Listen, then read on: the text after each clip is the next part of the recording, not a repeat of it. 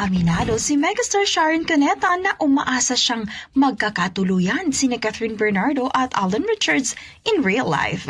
Nang tanungin ito sa isang panayam kung boto ba siya sa dalawa, agarang sinabi nitong oo naman.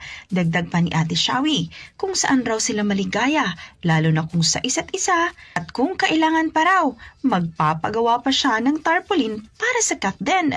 Gusto raw niya sanang tawagan si Alden at tanungin na, anak, kayo na ba? At kung totoo man raw ay sobrang masaya siya para sa mga ito.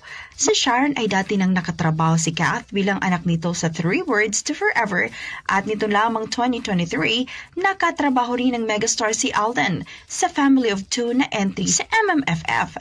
Ayon kay Ate Shawi, napakabait na bata ni Catherine at deserving ito sa lahat ng blessings na kanyang natatanggap.